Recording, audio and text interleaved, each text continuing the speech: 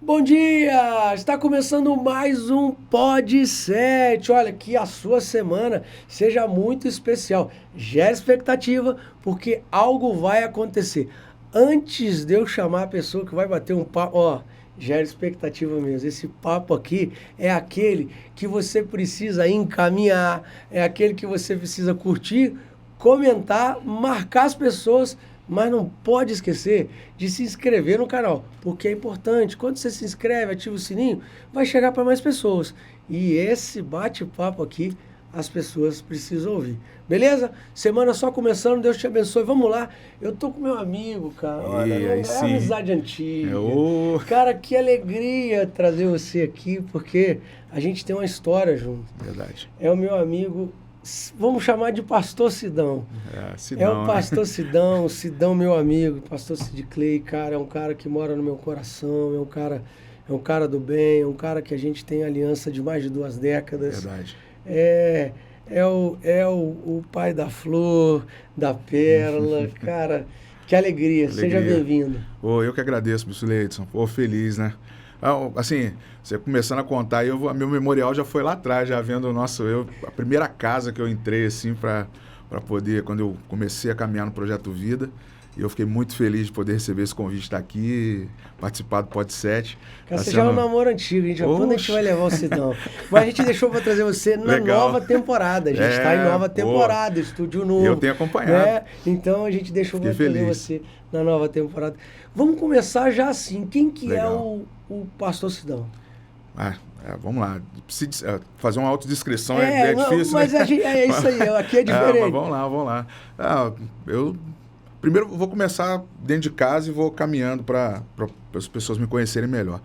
Bem, tenho 49 anos, sou casado com a Raquel, pai da Flor e da Pérola, minhas filhas preciosas, minha esposa linda, que eu Lindos. chamo de dádiva, um presente na minha vida.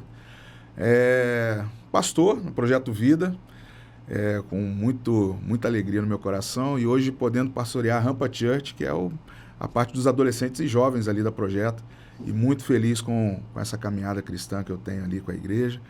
E um cara extrovertido, que ama livros, ama cinema, e por Vamos aí falar vai, disso. né? Vamos ter que ter Eu, indicação de livro, na, galera. na, na linha profissional, acredito que alguém que foi se formando muito nessa questão de entender um pouco das gerações, né? Eu acho que hoje eu estou estudando na área da psicologia da educação, que é Legal. uma área que eu sempre gostei também. E estou caminhando nessa, me descobrindo todos os dias, né? A gente vai se descobrindo mais. Breve completando 50 anos de idade, então já estou entrando no outro ciclo Tem já que ter de forma festa, tem de 50, pensar. tem que ser. Eu falo que Vai parar a eu rampa. tenho 3 períodos muito legais, né? Eu estou criando isso na minha cabeça, né? Até os 25 anos, eu tive uma formação familiar muito boa. Depois, os 24 ou 25 anos, eu fui para o Projeto Vida, a primeira igreja evangélica que eu entrei, e até hoje faço parte. Então, vão fazer 25 anos também na igreja. E agora, entrando nesse novo ciclo, espero continuar na igreja, mas fazendo esse ciclo dos 50 anos de idade em diante, aí, que eu acho que tem muita coisa ainda muita lenha para queimar aí, que eu tenho certeza. Cara, então vamos começar falando do segundo ciclo. Legal. Que esse segundo ciclo seu, pô, ele é praticamente, que você falou, é praticamente dentro da igreja, cara. É verdade. Né? Eu peguei Intensamente. aqui, pô, segundo ciclo 25, você falou, cara, Tá indo aí para esse é caminho. praticamente, um pouquinho antes, talvez, É. mas é praticamente dentro da igreja. Fala um pouquinho como que você chegou e Falo. como é que foi essa trajetória. O início desse ciclo é muito a sua participação e da pastora Osana junto na minha vida, né? Foi a primeira família que eu conheci no Projeto Vida, logo que eu cheguei. Eu era gerente do McDonald's, fiquei ali no McDonald's durante 4 anos, conheci os apóstolos Joel e Silvio no McDonald's, eles eram clientes assíduos ali, né? Vocês, um grupo que ia sempre ali. Eu lembro que no começo, se fosse marcar pela primeira impressão, talvez eu não caminharia debaixo da cobertura deles, porque chegavam quase na hora de fechar, eu já mandando os funcionários embora, e eu tinha que ir lá correr para a chapa para fazer os Big Macs da turma toda que chegava, né? Mas eu ali conhecendo os apóstolos, conhecendo o Projeto Vida, fui ao Projeto Vida e a primeira família que eu conheci foi você, a pastora Osana. E eu tenho uma alegria muito grande de poder, nesse início de caminhada de cristã, de ter tido uma base muito boa. Eu lembro que a primeira vez que eu entrei na casa de vocês, eu vendo as meninas, né? Pequenininha, né? Tudo muito novinha, né? A Julinha era de cola ainda. É. E eu lembro que essa experiência do pequeno grupo, da célula, marcou muito a minha vida, né? Para poder entender onde é que eu estava indo, como eu ia começar. E esse processo todo de caminhada da igreja, eu acho que essa base inicial, ela me fortaleceu a estar até hoje. E envolvido no ministério, porque vocês, na época, vocês eram diáconos. E eu lembro que eu vi esses fatos acontecendo diante dos meus olhos, e esse testemunho da vida de vocês, da igreja, me consolidou muito para eu estar onde eu estou hoje. Não só liderando os adolescentes e jovens, mas vendo a construção da família. Hoje a minha casa, toda ela, serve à igreja. Então, porque o testemunho inicial desse ciclo de 25 anos, ele foi construído dessa forma, com um bom testemunho inicial. Eu acho que vale até a pena eu frisar isso, legal, porque legal. Eu acho que é o que, principalmente para o testemunho com o jovem adolescente, ele saber quais são as bases e quais são as referências que ele vai buscar inicialmente. E isso vai fazer toda a construção de uma caminhada. Então, eu sempre tive essa base muito boa.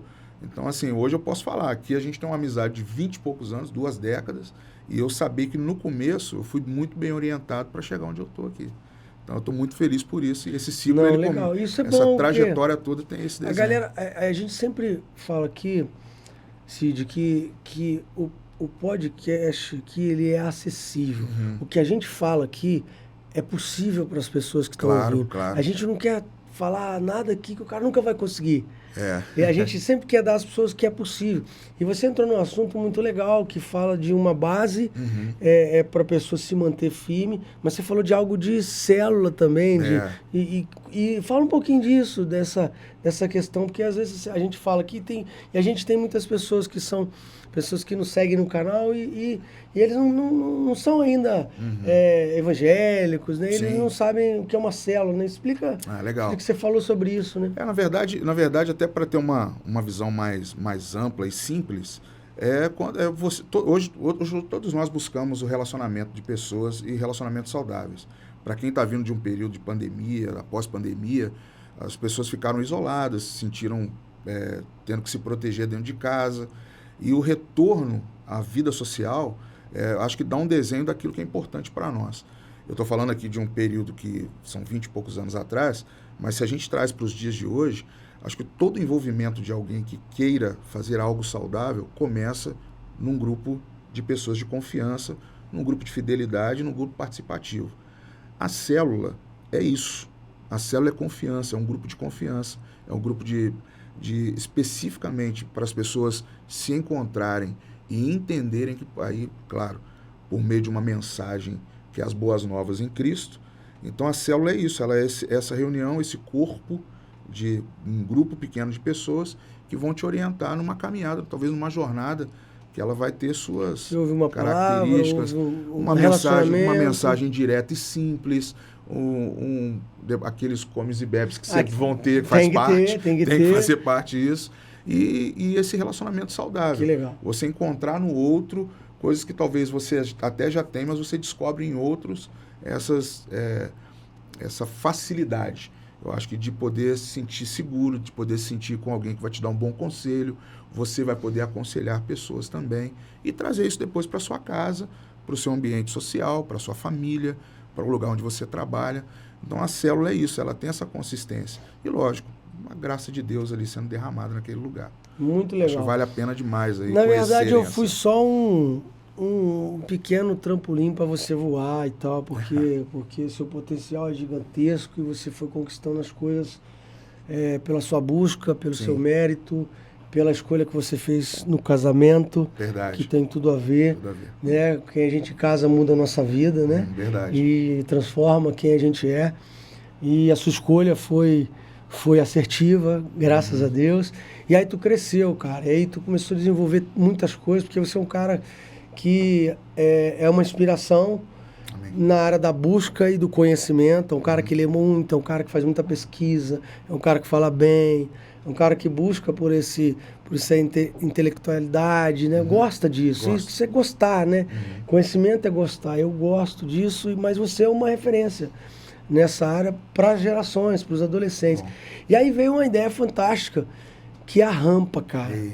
Vamos falar da rampa, Vamos, cara, tem que porque a falar. rampa Tem cara, que falar. ela muda toda semana, todo dia a vida dos adolescentes, cara. E e a gente conversa com pessoas e é a dor de muitos pais, porque a gente tem um problema, Cid. A gente vai falar da rampa, mas é Claro, legal porque a gente pode claro. envolver isso. Pô, a gente tem um problema crônico de paternidade, cara. É pesado. Poxa vida, eu Exato. tava falando antes aqui que a gente tava batendo outro papo. Cara, como a gente tem sido. A gente tem visto falhas, você sabe, lacunas na área de paternidade. E a gente, cara, sabe que pai é tudo, né? E a gente tem muita lacuna.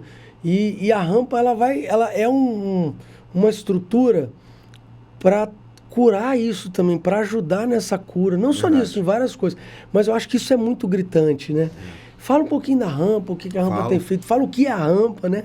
Até para as pessoas entenderem, a rampa hoje eu falo que é um segmento dentro do Projeto Vida que atua diretamente com pré-adolescentes, adolescentes e jovens. A gente engloba ali 3 ciclos de gerações. A gente chama hoje de igreja geracional. O Projeto Vida é uma igreja geracional, porque ela trabalha desde as crianças. É um movimento que as igrejas sempre trabalham, mas especificamente o Projeto Vida hoje tem esse destaque pelo trabalho com a rampa. A rampa, ela tem hoje o nome, deixa eu só explicar o nome, que é para as pessoas entenderem o que é rampa, né? É uma igreja da rampa, né? Na verdade, é um local que nós temos no Projeto Vida, que é na área de estacionamento, que era uma sala, hoje é a sala da família. Porém, quando a gente precisou, a gente reuniu os adolescentes ali naquela sala, e para ir até essa sala era uma rampa de acesso. E um dia o apóstolo Joel pediu para dar um nome, tem que dar um nome para esse movimento com os adolescentes aí. A gente estava vindo do Iron Team, né, do trabalho com os adolescentes, a gente tinha essa transição. Um dia eu parei o carro no estacionamento, fiquei olhando para o prédio e pensando no nome. Falei, que nome que a gente vai dar? E aí eu lembrei da rampa de acesso. A rampa, na verdade, foi feita porque nós tínhamos 2 adolescentes que eram cadeirantes. E eles subiam no colo com os amigos. E depois os pais levavam as cadeiras, a gente colocava eles depois lá bem posicionados na área de culto, onde acontecia. Porém, um dia nós precisávamos mudar essa logística e construir essa rampa para poder subir com esses cadeirantes, os 2 adolescentes que estavam lá. E aí foi construída essa plataforma, e aí um dia eu sentei ali e falei, cara, preciso dar um nome, o apóstolo está pedindo um nome. Aí eu escrevi num papel, fiz um desenho e escrevi Igreja da Rampa. Tem uma rampa que... E aí eu fui no dicionário, rampa é o quê? Liga o primeiro andar ao segundo andar, aí eu já viajei. Já viajou. Liga a terra com o céu. Eita. Aí já fui embora. Já montou o esporte todo... radical downhill, que é a rampa que dá acesso lá para a pessoa, para pegar velocidade na bike e tal. Eu fui viajando em vários conceitos. Mandei para o apóstolo Joel olhou assim, ok, gostei. E aí criamos o rampa, eu e o Raquel, a gente começou a desenvolver o nome, já publicidade e tudo mais. Mas rampa as letras da rampa têm um contexto, tem um conceito, que é reino de amor em movimento com a palavra e atitude. Pô, muito legal. Que é o que envolve exatamente o contexto do jovem que se envolve com a gente, o adolescente que se envolve com a gente. Ele tem o reino de Deus, que é o reino de amor, e ele está em constante movimento, e a palavra de Deus vai gerar atitude nesse adolescente, nesse jovem, para ele testemunhar. Então o nome virou esse conceito aí e acabou virando uma igreja geracional, porque a gente trabalha dos 11 anos, que é a pré-adolescência, o início da pré-adolescência, até 20, 25 anos de idade, que é quando o jovem já está se tornando jovem adulto, com as suas responsabilidades. Então a gente trabalha essas 3 faixas etárias e transiciona esse jovem ao Projeto Vida, que ali ele vai constituir sua família, ele vai fazer o seu crescimento como um jovem que está entrando aos 25 anos nesse universo adulto aí, tendo aquela palavra direcionada.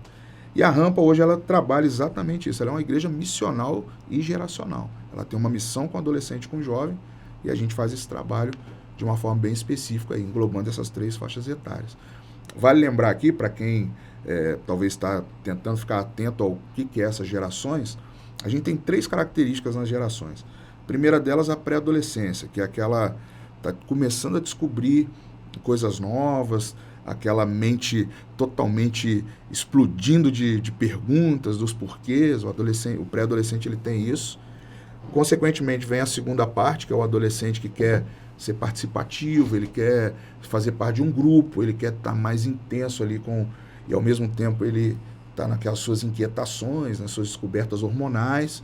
E o jovem, que ele está com a descoberta do mundo, ele quer explorar o que eu vou ser, quem eu sou, para onde eu vou. Então legal. A gente, dentro da palavra de muito Deus, bom.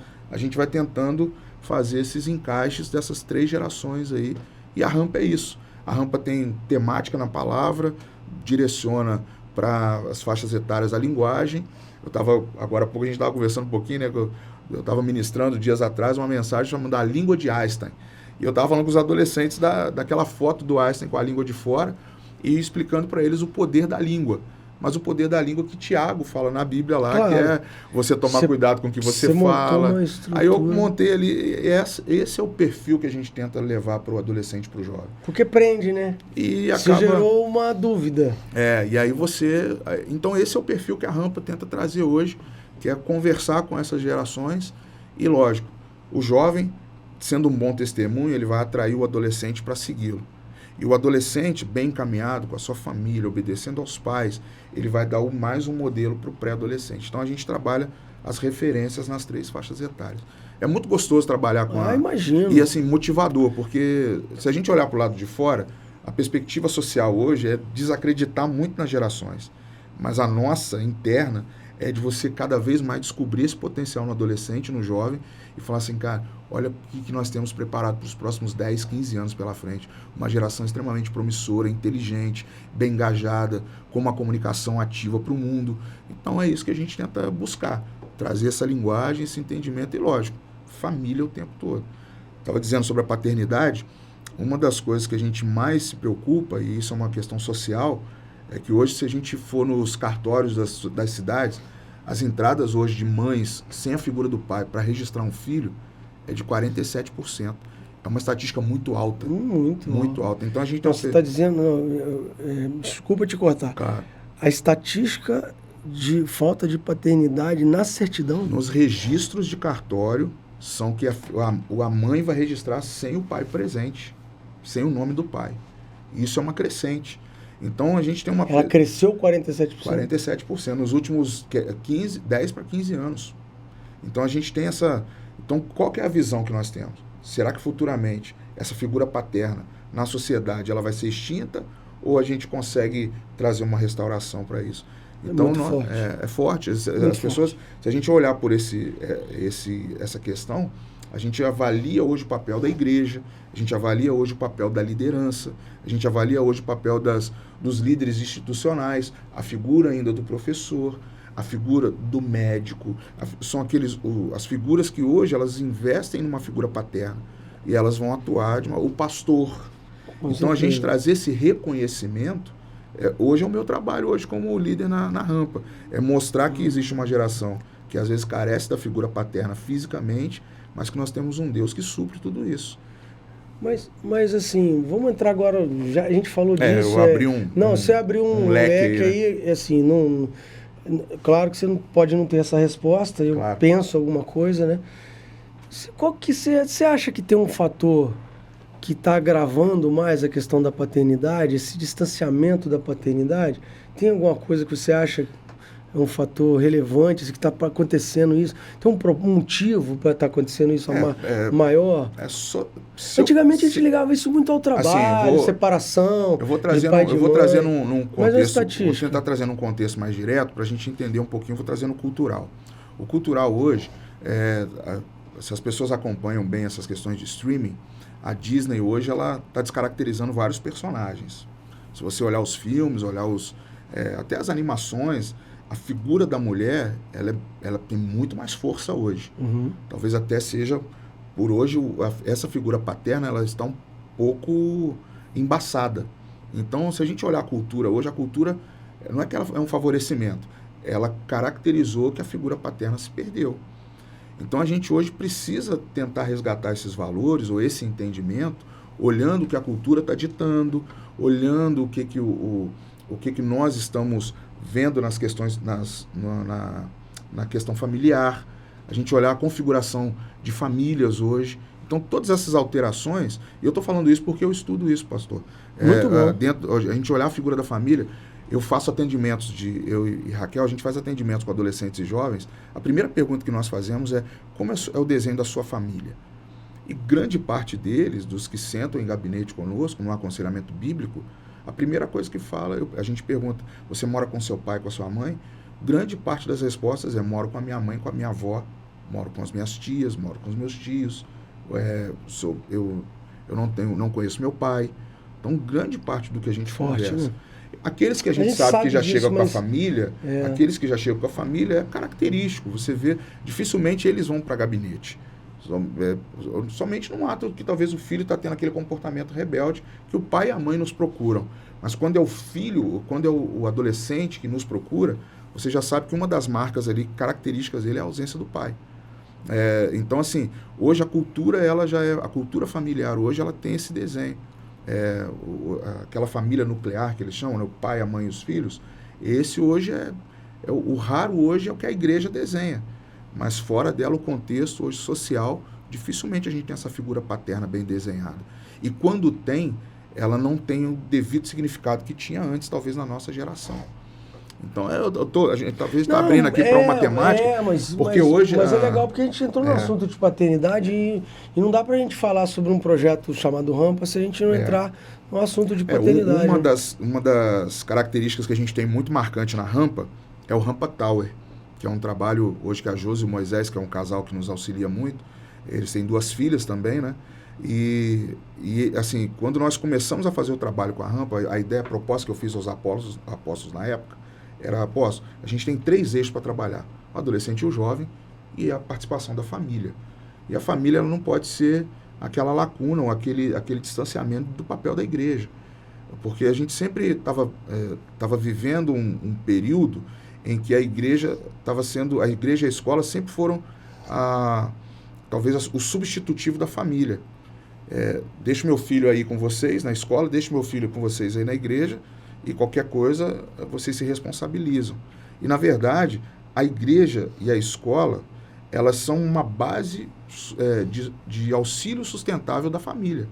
Então, a gente precisa começar a pensar dessa forma. Quando eu idealizei, passei aos apóstolos essa proposta, era o quê? Trazer os pais para uma participação maior no crescimento dos filhos dentro da igreja. Era eles poderem enxergar que é possível esse trabalho de aproximação. E a gente tem esse trabalho hoje com o Rampa Tower, que são 156 famílias que estão nesse grupo com a gente, onde eles veem seus filhos se desenvolvendo espiritualmente. Nós temos os nossos relatórios, nós temos reuniões com os pais, trazemos palestras para os pais. Então, na linguagem que eles entendam como os filhos e os pais estão participando. Isso, para nós hoje, nos trouxe um fortalecimento na atuação com os adolescentes e com os jovens, que a Rampa ela conseguiu dar essa base no discipulado. Muito bom. Então, porque a gente não ia conseguir, acho que as igrejas que trabalham dessa forma, elas têm essa visão. A Projeto hoje se destaca por isso, porque a gente tem essa base vindo já das crianças, e quando elas vêm para os adolescentes, o pré-adolescente e adolescente, eles já têm esse trabalho em conjunto com a família. Ela faz a também. conexão, né? Ela vai passando fase e vai dando continuando. Porque, bispo, às vezes a gente tenta resolver assim, vamos fazer uma temporada sobre paternidade. E falar de Deus Pai, falar da figura do pai, ok. A gente vai resolver em 5, 6 mensagens bíblicas. Mas e depois na aplicação pessoal, na aplicação prática? A gente tem uma atuação de um ministério que realmente ele vai dar consistência ao trabalho com os filhos. E você ter uma casa em que, isso eu posso falar porque eu vi na sua quando eu cheguei na igreja, você ter uma casa em que pais e filhos têm um tempo com a Bíblia, fazem seu culto familiar e depois estão juntos no domingo ali, tendo aquela base forte. Com certeza. Dá toda a diferença. Muda, né? Mas a Rampa, ela tá para aqueles que não têm essa oportunidade, né? E então, aí tem a questão desses que se ausentam com a figura paterna que a gente traz na figura do pai, que é o Senhor Jesus na nossa vida. E esse jovem vai lá, o adolescente, ele vê isso, ele começa a compreender isso, ele começa a entender isso, e ele vai sendo tratado, curado, transformado por meio disso. As nossas mensagens, elas costumam ter essas características. O reino de amor é isso. O início da Rampa ali, as 2 letras iniciais, é trazer essa aproximação. E isso tem dado um resultado legal. A gente está vendo os nossos adolescentes e jovens compreendendo que é possível. A Bíblia mesmo é muito clara, né? Viúvas e órfãos são os que a gente tem que olhar com mais afinco, com mais consideração. E essa orfandade, eu lembro de um livro, eu cito, vou começar a lembrar dos livros aqui, né? Vai começar a vir na minha cabeça. E não é um livro cristão, por incrível, não entra em choque aí que você está vendo, não. Mas tem um livro que é de um autor, é um sociólogo argentino, Sérgio Sinai, A Sociedade dos Filhos Órfãos.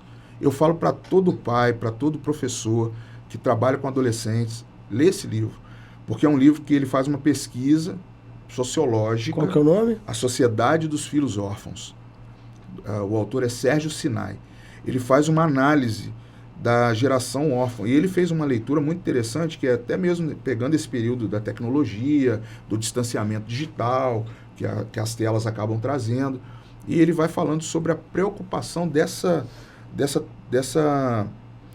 apagar da figura do pai na vida dos filhos, por meio de uma sociedade trabalhista pesada, por meio de uma carência, e ele fala dessa orfandade. E aí ele vai dando ali alguns insights, que é como nós precisamos atuar para que essa figura paterna seja reconhecida. E ela auxilia a figura da mãe, que é uma figura característica, mas o pai sendo bem presente. É muito interessante isso. E aí ele fala, e para quem talvez vai pensar assim, mas não tenho meu pai em casa, mas você vai ter as instituições ou as organizações, isso é um papel da igreja, é um papel da escola, que vai ter essa participação na formação desse adolescente, desse jovem. Então ele vai fazendo essa análise nesse livro e ele vai pegando na ferida de cada uma delas e vai dando respostas que nos auxiliam muito nisso. E para quem tem o conhecimento da palavra de Deus, para quem tem todo o entendimento disso, ele só vai se fortalecer como uma base social. Muito bom. Muito legal.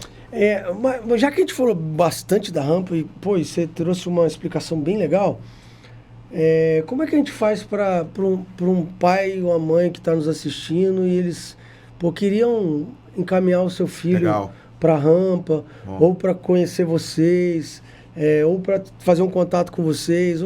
Qual que são os horários de culto? Fala para a galera, pode falar lá. Vou falar aí para você fala que está convida a galera aqui. Então a rampa ela tem 3 cultos hoje. Ela tem um às 10 da manhã, que é o Rampa Júnior, que é de 11 a 13 anos, que é na sede do Projeto Vida. A gente tem uma sala específica lá para esses pré-adolescentes, e eles fazem a festa mesmo, literalmente. Eles que cuidam do louvor, que cuidam da recepção, eles que cuidam da entrada. Uma vez ou outra eu apareço para ministrar a palavra, porque eu tenho uma equipe que trabalha dando a mensagem lá, ministrando. Quando eu chego lá, eles até estranham, que foge um pouco, né? Mas eu vou lá, faço as minhas com eles lá, das mensagens. A pastora Raquel também brilhantemente ministrando. Então a gente tem esse culto às 10 da manhã, dos 11 aos 13 anos.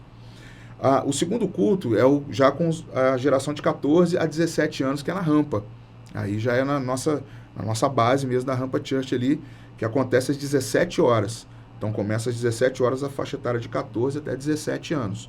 E às 19 horas nós pegamos o mais 18, que é acima de 18 anos. Então a gente chama de 14 a 17 de menos 18 e acima de 18 mais 18. 17 horas, 19 horas. E tem sido 3 celebrações fantásticas assim. E a gente está muito feliz porque esse crescimento, a gente passou pela primeira transição agora, desse ciclo da turma de 20 e poucos anos indo para o Projeto Vida. Foi um êxodo, foi uma galera assim, a gente estava, meu Deus, sumiram jovens. Eles transicionaram para projeto, tem muitos que estão hoje atuando no Ministério de Mídia, estão atuando diretamente lá nas lideranças com as suas células, e a gente agora está com uma nova formação de jovens, está muito legal, porque os adolescentes também cresceram, gente. A gente está agora começando a ter esse novo ciclo de jovens no Ministério. E a gente está fazendo esses 3 cultos. E eu convido você, pai, que deseja conhecer, saber como é, de poder ir lá na rampa, nos conhecer a pastora Raquel, conhecer a nossa equipe, tem uma equipe muito boa de jovens atuando com cada faixa etária. Eu acredito que vai ser uma experiência muito boa aí, agradável, e lógico, você vai conhecer o pastor americano aqui, tô brincando. Não, legal, não, e você vai curtir pra caramba, e eu acho que é legal levar teu filho, teu sobrinho, sabe, teu primo. Bom. Leva todo mundo lá que a gente... Vai que vocês vão. E a rampa é um lugar muito agradável gostoso, também. gostoso. É um lugar aconchegante, né? Então, vale a pena. Vamos lá. Você está lendo alguma coisa diferente? Eu vou ler 2, 3 coisas diferentes. O que você está lendo? Fala pra gente aí, a gente quer saber o que você está lendo, o que você está assistindo, indica uma série.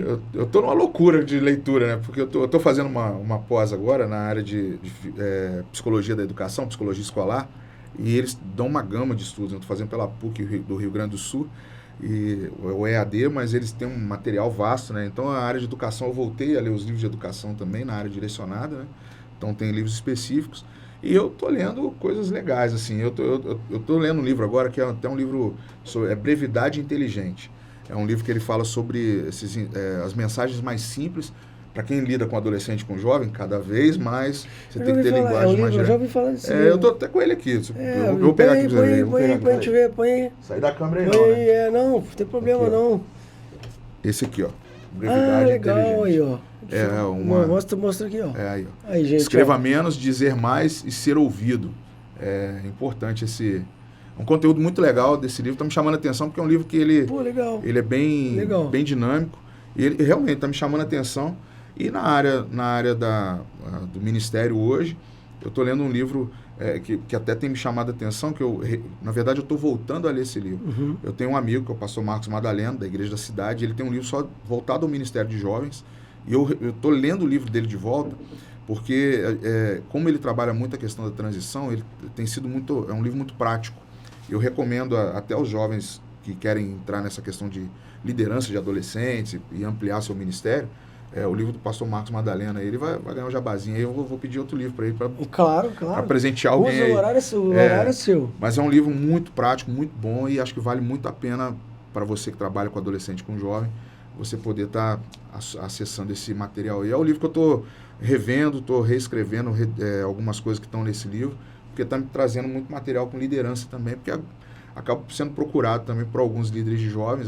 Nós temos a igreja que tem muitos líderes de jovens, né, das nossas igrejas espalhadas, e a gente tem o trabalho da Conexão R lá, e eu estou sempre ali lendo alguma coisa para poder transmitir para eles também, né? E ver série é o que a gente não para de fazer, né? Acabei de assistir uma agora. Conta aí. O do Idris Elba, foi na Apple TV. Só me fugiu o nome agora, que é o Sequestro do Avião. O nome acho que é Sequestro do Avião ao mesmo tempo. E é uma série com 5 episódios, rapidinho. Pô, vale a pena demais. Idris Elba aí, parece comigo, vocês vão ver a série lá, vai ver que aquele negão bonitão. Uhum. E acho que vale a pena a galera assistir. Eu gostei muito porque... Fala de quê? Ele, na verdade, é um sequestro de um avião mesmo, só que assim, não é aquelas questões terroristas. Entendi. É uma história bem envolvente, vai ter toda uma trama ali. E ele é quase todo passado dentro do avião, com os passageiros tentando achar uma solução de como deter aquelas pessoas que estão ali dentro do voo. E são pessoas comuns. O que é o lance da história que me chamou a atenção? É como pessoas comuns podem fazer atos que sejam grandiosos. Muito legal que você e salvar outras pessoas. Uau. É fantástico, a premissa da série ela é toda... E tem um climão, assim, todo tenso mesmo. Cada episódio termina de um jeito, você fica... Vou ter que ver o outro rápido. E são 5 rápidos episódios ali que vale a pena assistir. O pastor Sidão deixou uma frase aqui agora pra gente meditar sobre ela. Como pessoas comuns podem mudar as coisas que estão acontecendo ao teu redor. Podem fazer coisas extraordinárias. Então é para você que está nos assistindo, como pessoas comuns podem fazer coisas extraordinárias, né? Legal. Tá tudo dentro de você, né? Eu acho que tudo que a gente precisa já está dentro da gente. A gente tem que só deixar isso nascer, né? Fluir, entrar no flow. Mas eu acho que tem a ver com arriscar um pouco mais, sabe? Verdade. Dar o próximo passo. Eu falo muito sobre... Eu falei sobre isso, né? Acho que até falei no podcast que as pessoas elas estão em busca de uma felicidade, mas elas estão tristes. Uhum. Ninguém encontra felicidade triste, cara. Você só vai encontrar felicidade se você for feliz, pô. É verdade. Eu quero ser feliz um dia, pô, mas tu tá triste, cara. Tu não vai ser. Quando a gente falando isso, eu falando que sempre vem uma cena de cinema ou de filme, alguma coisa, eu sempre faço essas referências que me ajudam muito. E, lógico, depois eu desenho elas para a Bíblia, né? Mas é igual um personagem que eu vejo que acho que desenha muito isso para nós, do próximo passo, ou do qual vai ser a próxima jornada, é o Indiana Jones, né?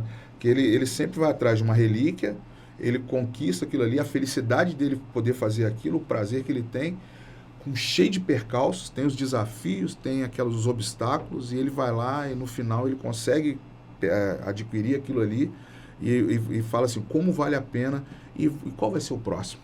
Então, qual vai ser a próxima aventura? Qual vai ser o próximo sentido que eu vou dar para minha vida? Então, eu acho que a gente consegue desenhar um pouco isso.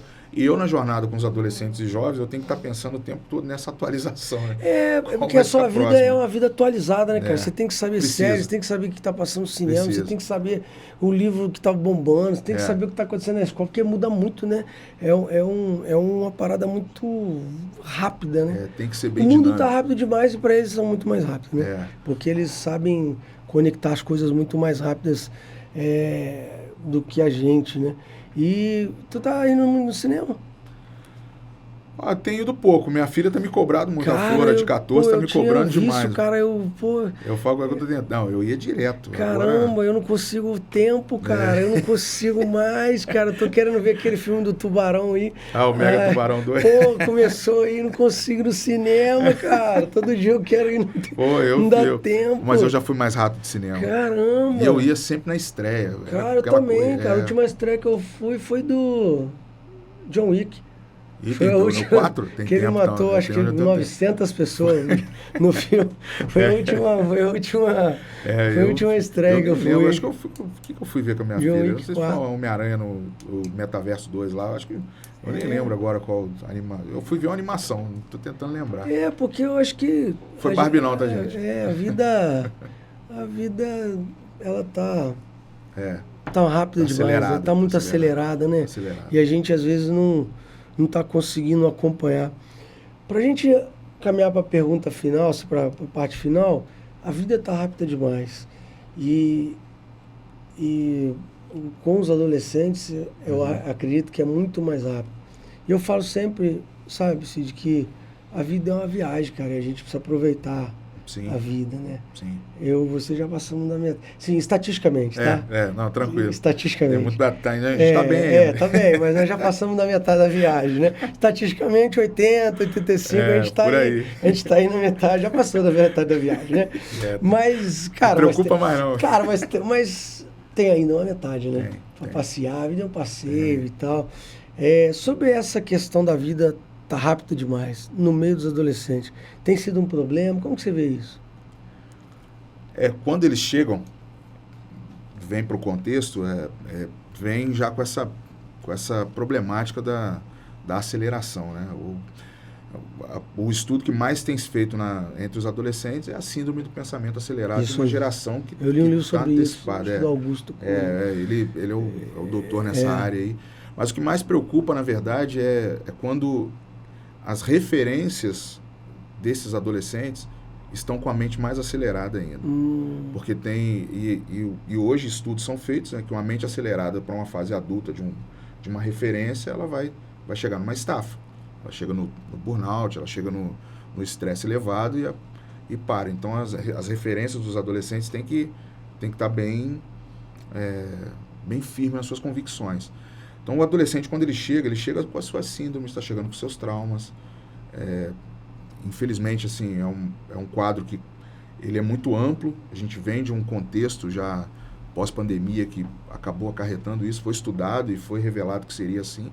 Mas nós precisamos ter um alicerce muito bom, que é encontrar pessoas preparadas. Eu acho que hoje a preparação de pessoas para essa geração que vem com esse cansaço antecipado, essa aceleração, ela tem que estar preparada. Você acha que por isso que está crescendo mentores, questão de terapeutas? Sim. É algo que está muito latente, demanda, né? né? É uma demanda, né? É uma demanda muito grande. A adolescência em si, ela tem sido esse ciclo de idade tem sido a que mais está recorrente à busca de terapeutas, de psiquiatras. É uma geração que precisa muito, mas precisa principalmente de homens e mulheres que tenham a sua espiritualidade muito bem definida, para que eles possam encontrar. Porque medicamentos vão encontrar formas de tentar amenizar essa pressão física, corporal, os distúrbios, mas ter pessoas que vão ter espiritualidade, que vão conduzir essa geração para buscar uma base de fé mais forte. Acho que a resposta está bem aí. Eu, talvez não falando só como pastor, mas falando talvez como alguém que está estudando na área da psicologia, da educação, da formação, do desenvolvimento humano, eu posso falar com muita propriedade. Nós precisamos da espiritualidade para direcionar essa geração. Tem uma história, agora que eu lembrei aqui da Bíblia, do livro de Juízes. Era o período onde Deus havia levantado governadores, juízes, para governar uma nação que estava vindo de um período totalmente descontrolado. Eles vinham do período de Josué como um líder que libertou eles num tempo de deserto, junto com Moisés. Eles entram numa nova transição de geração. Essa geração ela começa a viver toda uma pressão de idolatria, falsos deuses, pressões sociais. Eles estavam vivendo de ataques de exércitos, e a nação precisava de governantes. Tem 2 juízes, que é Tolá e Jair. Foram líderes, foram juízes que eles tiveram muito pouco tempo, 55 anos de governo, esses 2 juízes. Logo que acabou o governo deles, a geração dos filhos entrou numa opressão de governos de ataque que eles não sabiam o que fazer, ficaram descontrolados, começaram a ter influências externas muito fortes. Eles não sabiam mais o que fazer, esqueceram Deus. A Bíblia diz que eles abandonaram o Senhor. Eu pego isso e trago para o contexto de hoje, e toda essa pressão que nós vivemos de pandemia, talvez as crises econômicas, as guerras que estão acontecendo, algumas situações que a gente tem vivido de situações na natureza, destruição no Havaí, bem atual que tem acontecido, isso tem trazido o quê? Uma visão para nós do mundo de muita pressão. E uma geração nova, ela não sabe como se comportar. Afeta a sua visão de futuro, afeta a sua visão de família, não saber se vai ter, se vai casar, se vai ter filhos, isso aí. Afeta tudo. O que acontece? Há uma possibilidade de nós recorrermos a buscar o Senhor e há uma outra parcela que cada vez mais vai se distanciar do Senhor. Onde eu quero chegar com isso? A nossa geração é uma geração que ela pode ser afetada totalmente na sua mente pelas doenças mentais, as doenças atuais. Depressão, ansiedade, estresse elevado, suicídio. Entre os adolescentes, o número de suicídios é gritante. Vale a gente olhar para esse lado, coisas que as pessoas não falam muito hoje. Adolescente não falam hoje. Então, qual é o caminho? Um dos caminhos, ou talvez o principal caminho inicialmente, levar uma geração a conhecer uma espiritualidade mais avançada, mais elevada. Então a gente vai precisar de pessoas que estejam preparadas na espiritualidade. Espiritualidade que eu falo, vou falar por mim, pelo conhecimento que eu tenho, pelos estudos que eu faço. É buscar a espiritualidade no Senhor. A gente tem que apresentar as boas novas, dar essas boas novas em Cristo, para eles saberem que possibilidade que tem. Alguém com uma espiritualidade boa, com a base de fé bem estruturada, ela vai tomar decisões melhores. Ela vai conseguir lidar com problemas de uma forma melhor. Essa geração precisa muito. Porque todas as outras referências a gente já tem. Mas a referência à espiritualidade, ela é muito ausente. E hoje a gente tem que levantar líderes, pastores, educadores, que tenham essa base de fé muito bem alicerçada, para poder dar base para essa geração que está vindo. Eles precisam só saber onde eu piso. E a gente tem uma geração aqui à frente que vai falar, pisa aqui. Aqui você pode caminhar. Muito bom. Dá o caminho, né? Dá o caminho.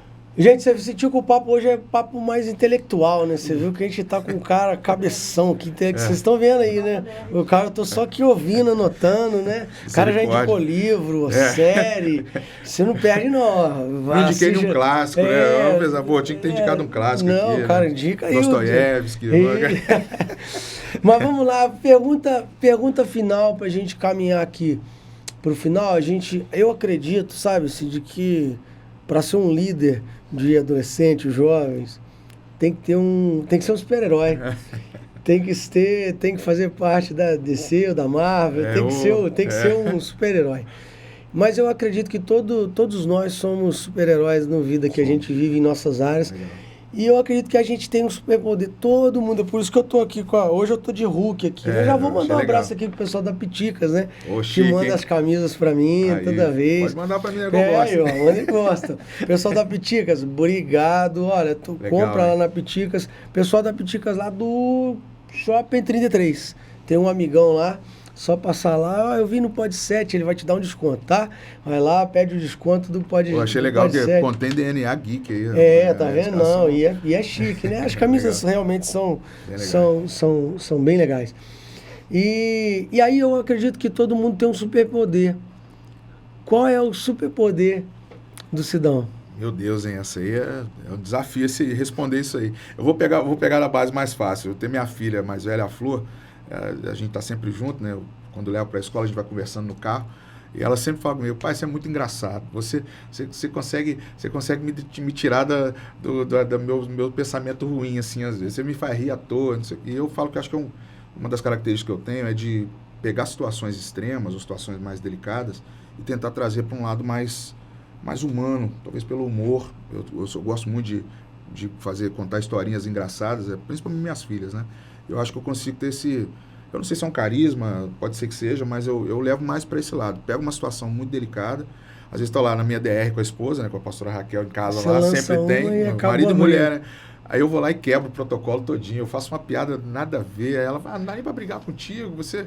Então, até as questões mais sérias mesmo, ministeriais e tal, eu vou lá, levo para um ladinho, a turma na rampa fala, pastor, o senhor tá no meio da mensagem, aquele sermão lá que o senhor tá dando, tá destruindo a gente lá na palavra, de repente o senhor solta uma piada nada a ver.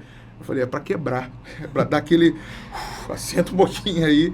Eu acho que minha característica, talvez... Eu não sei se tem algum super-herói. Você lembra um dia a gente estava fazendo uma gravação na igreja, e aí o assunto tava sério lá, eu soltei o Adão Negro lá na... foi herói mesmo, que você parece. Eu falei, o Adão Negro, né? O Adão Negão, né? Eu falei, pô, já quebrei. Tava sério o assunto. Eu mandei aquela lá, pastor Daniel na hora até... Aí, ó. Foi a gente fazendo um pode. Então, acho que essa questão, dar essa pitada de humor, de repente, numa situação em que. Até para você que já está indo para o final aqui, eu vou dar um exemplo de como eu acho que isso vale muito a pena. Eu não sei se alguns conhecem a nossa história, a minha história da Raquel. Para quem não conhece, eu tenho uma filha de 14 e uma de 10. A minha de 10 teve um câncer aos 3 anos de idade, né? E foi, assim, algo muito, muito inesperado para nós na família. E, ao mesmo tempo, de muita edificação, porque a gente se descobriu. 2016 foi um ano atípico na nossa casa. E eu lembro de momentos, assim, que a gente estava em tensão mesmo, ela nas quimioterapias e tudo acontecendo. E eu lembro que a única saída que eu tinha para aliviar o momento que a gente estava vivendo era uma brincadeira com elas. Minha filha, quando fez a primeira queda de cabelo dela, né? Eu fiz toda uma cena de novela com ela, a Raquel teve que cortar o dela também na época, para a Pérola poder fazer o cortezinho dela. E eu lembro que eu ficava ali soltando umas piadinhas, eu fazia umas brincadeiras. Eu estou falando isso porque eu trouxe isso como um aprendizado para a minha vida. Que às vezes a gente vai ter situações que são tão pesadas, são situações que todo mundo lida com problema até hoje. E se a gente não tiver uma válvula de escape no humor, numa descontração, você ter até o seu momento para poder lembrar ter uma lembrança boa sua que você viveu, a gente não consegue mesmo dar o próximo passo. Eu sei que são situações que, às vezes, o luto chega na nossa casa, mas você ter uma pitada ali de alguém que traz esse tipo de alívio é importante. E eu acho que a característica de super-herói que eu trago, às vezes, não é nem de um superpoder, mas é de poder humanizar um momento difícil. Ser leve, ser feliz, né? Você tem isso, algo como que tá diz em você. o pastor Cláudio Duarte, é a graça, né? Graça. Acho que é por aí. Cara, gostei demais, cara. Olha, obrigado. Deixa eu, antes da gente despedir, deixa eu agradecer os patrocinadores, porque eles é que mantêm esse projeto, né? O Pod 7 crescendo a cada dia e a gente não faz nada sem pessoas e sem parceiros, né? Eu estava falando aqui no começo, né? Os patrocinadores podem patrocinar. Pode. Eu já falei, daqui a um dia nós vamos fazer podcast só os patrocinadores tá aqui, certo. tá tudo bem desse lado pode aí. Mandar, você quer ser um patrocinador aqui, ó, pode mandar pra gente. Manda. Pode mandar coisa de comer também, isso. A gente faz qualquer negócio aqui, ó, manda camisa, manda queijo. A gente é um podcast, a gente troca por queijo, porque a gente paga o pessoal da produtora aqui com queijo também, entendeu? A gente paga com queijo. A gente paga aqui com iticeira, a gente vai pagando. A gente arruma umas camisas lá para eles usarem também, não é, Júlio? Manda do Adão Negro pra mim, Piticas. A gente paga o Alisson, o Ivo, a gente paga a galera toda assim também. Então, Zeca, manda queijo pra gente, que a gente tá pagando aqui com queijo, tá bom? Eles têm que comer, então, né, a gente faz permuta aqui. De leve. Então, aqui é assim. Mas eu quero mandar um abraço pro pessoal da Miniso. Miniso é uma loja muito bacana lá no Parque Sul. Mandar um abraço para a Nicole e para o Marcos, são parceiros nossos. Muito bom. Eles têm uma loja incrível lá ali em frente à Copenhague ali. A Casa Teodora também, que também é dos dois, né, que é uma loja online. Pô, a pastora adora, cara. É a loja de... Sabe aqueles tapetes que tem lá em Penedo?